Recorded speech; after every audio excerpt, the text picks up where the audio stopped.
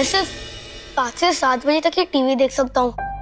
उसके बाद दादाजी ने मना किया है और मैं सिर्फ कार्टून्स और नेशनल ज्योग्राफी ही देखता हूँ। एक बात बता, इस टाइम के बाद तेरा टीवी देखने का मन नहीं करता है क्या? मतलब कार्टून, स्पोर्ट्स, क्विज, कुछ भी?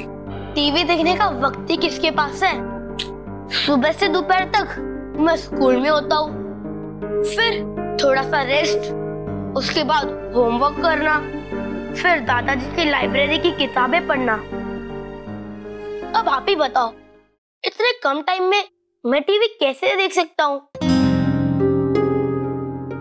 लगता है दादाजी ने ना बेचारे बच्चे का बचपन को ताला लगा दिया। कुछ कहा आपने मानवी दीदी? मैंने? नहीं तो इसने कुछ बका होगा। क्या कर रहा है?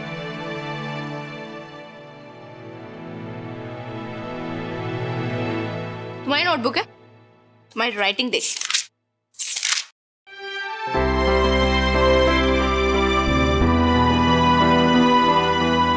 माय सुपर हीरो पापा।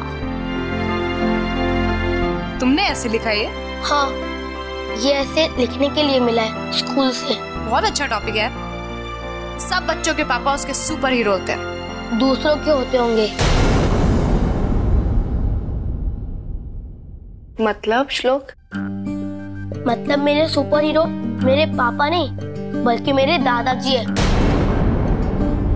लेकिन टीचर ने पापा के ऊपर लिखने के लिए कहा है, इसलिए दादाजी के बारे में नहीं लिख सकता। क्यों श्लोक? तुम्हारे पापा तुम्हारे सुपर हीरो नहीं है? मेरे पापा और सुपर हीरो कभी हो ही नहीं सकते। हाँ, वो अच्छे इंसान है और मैं चाहता भी हूँ कि वो मेरे सुपर हीरो बने, लेकिन उनमें सुपर हीरो वाली कोई बात ही नहीं है। हीरो वाली बात तो मेरे दादाजी में, वो सबको इंस्पायर करते हैं। श्लोक, अपने पापा के बारे में ऐसे थोड़ा ना बोलते हैं श्लोक। सारे बच्चों के पापा ही उसके असली सुपर हीरो होते हैं, पता है तुम्हें? पापा क्या होते हैं ये सिर्फ वो बच्चे समझ सकते हैं जिनके पापा नहीं होते, जैसे कि मैं। लेकिन श्लोक, तुम बहुत लकी हो पता है, जो तुम्हें इतने प्यार करने वाले पापा मिले। अब ऐसे कभी नहीं बोलना। हाँ, तुम्हारे पापा ही तुम्हारे सुपर हीरो है। Okay, cheer up. तुम ड्राइंग करते हो क्या? तुम्हारी ड्राइंग देखते हैं। ये तो तुम्हारी तरह ही दिखता है। ओह, ये कौन है? ये पापा है।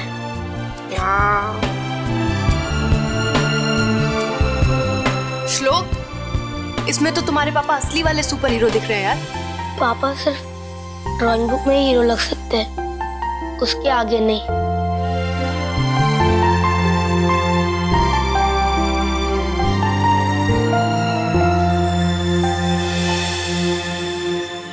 आधी से ज्यादा चीजें तो मैं कभी समझ ही नहीं पाऊंगी। इस घर की कंडीशनिंग ऐसी है ना कि यहाँ के बच्चों का दिमाग में उसी तरह कंडीशन हो चुका है आज। एक 6 साल का बच्चा अपने पापा के बारे में क्या सोचता है तुम्हें पता है? श्लोक इंदर चाचू के बारे में यह सोचता है कि उसके पापा सिर्फ पेपर पे हीरो लग सकते हैं, असली लाइफ में नहीं। कहां से आया उसके दिमाग में ये सब? लेकिन क्या हो सकता है, मैं उसको क्यों गलत बोल रही हूँ? बच्चा जो देखेगा, जो समझेगा, वही तो सीखेगा। और ठीक भी है ना, पूरे घर में यही तो हो रहा है उसके साथ। विराट, आई एम सॉरी, मैं तुम्हारे फैमिली मैटर्स में बोल रही हूँ, लेकिन बोलना पड़ रहा है। तुम लोगों ने इंदर चाचू को सिर्फ एक मिट्टी का पुतला बना के रख दिया है। देखो, मैं तुम्हारी बात नहीं कर रही, मैं इस घर के बाकी लोगों की बात कर रही हूँ। वो लोग इंदर चाचू को ऐसे ट्रीट करते हैं जैसे उनमें कोई काबिलियत नहीं है, उनका कोई वजूद नहीं है, और इसकी वजह से उनका सारा कॉन्फिडेंस डूब चुका है। And I am telling you, ये कॉन्फिडेंस तब तक नहीं उभरेगा जब तक उन पे हम विश्वास नहीं करेंगे, जब तक उनको जिम्मेदारियां नहीं देंगे, जब तक वो खुद पे खड़े नहीं हो पाएंगे, अपने ऊपर विश्वास नहीं कर पाएंगे। जिंदगी भर वो दादाजी के कदमों पे नहीं नाच सकते, उनके साथ असिस्टेंट बन के रहने से उनका कॉन्फिडेंस नहीं निकल के आएगा। तुम समझ रहे हो मैं क्या कह रही हूँ? बोल दिया।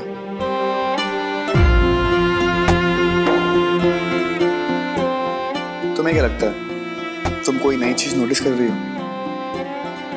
चाचू का खोया हुआ कॉन्फिडेंस तुम इतनी आसानी से वापस ले आओगी? मानवी, मेरी एक बात, सिर्फ एक बात काट मान के अपने दिमाग में डालना, इस घर में जो जैसा है वैसा ही रहेगा, कुछ बदलने नहीं वाला। अगर बदलना होता ना तो बहुत पहले बदल चुका होता। जब मैंने